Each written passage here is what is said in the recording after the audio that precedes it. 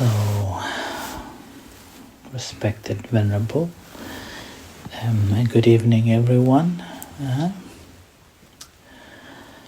So as you may have noticed that at the moment we are having quite a few monks. Wherever you look at, you may see a monk, or despite of having so many monks, you will see no one. So, and tonight there's one monk also arriving from Kent. Apparently, initially he was planning to come two monks. Somehow they changed their mind, and that's the coming alone, and he missed the train. But somehow he managed to get on to the right train. Now he will be arriving, probably on his way to the center now. So as you may notice, at the moment our center is very busy with different makings, recycling things, and decorating inside the hall. So almost done.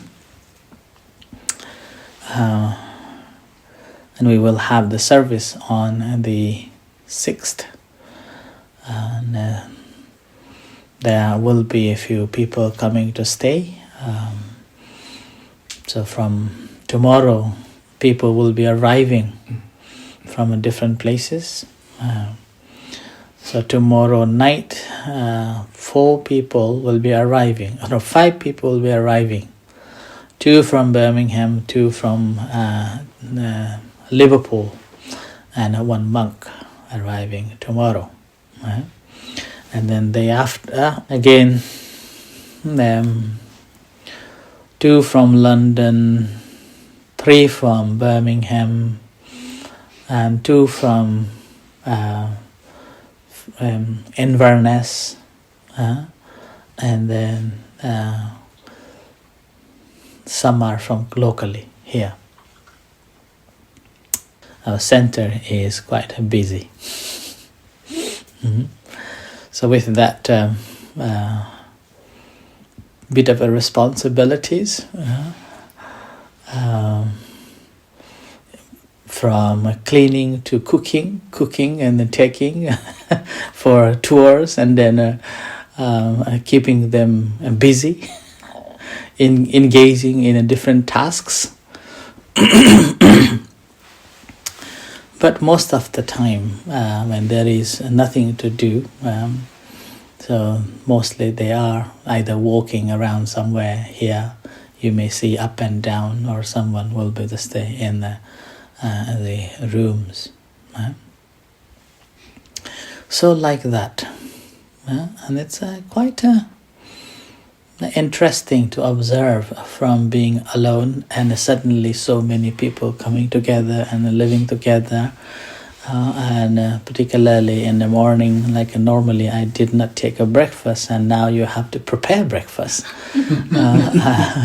and sit with them and eat with them and chat and laugh, and quite entertaining in a way. By the time when we finish our breakfast, it will be 9 o'clock after a long chat, this and that chat. Planning for the day, so will be a wonderful chatting, and every day there's some tasks that we've been working on, and quite interesting how to engage together. So there is no concrete plan. Just a tentative plan, and just work on that and have a laugh on it. So I like that. And eventually when we see the actual item, then quite interesting. So kind of a success that we all rejoice in it. So that's has been a couple of weeks now, and quite an interesting journey. So I think it's simply because all the monks have the same intention to work and make it better, make it nicer, and in the meantime all the monks have taken the Vinaya, or the rules, quite seriously. So we all are different, but because of the rules that we follow together, we are in a way working happily. So with that, without having any conflicts, we are enjoying our company and having a laugh one another. So like that. So that's another interesting success that we can see from having a mutual ground and working together in the same mutual ground.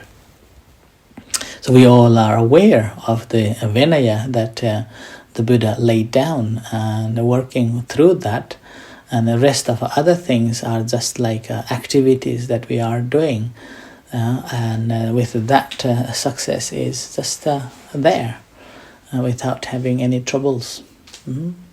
Obviously, when we look at the success, there are different success for each one of us, from a material perspective, from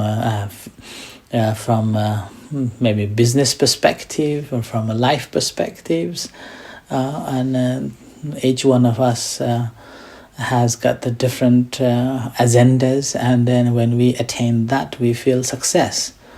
And from a spiritual perspective, it would be completely different. Although nowadays we are looking our success in a material form, and we try to materialize to everything, including meditation, and including meditation. And meditation also become something that we only look for the success in this life. So success in this life. That's why we worried about what will be after. And the practice of a meditation is simply just to look at the well-being of current life, well-being of our mind, well-being of our body, so only this life.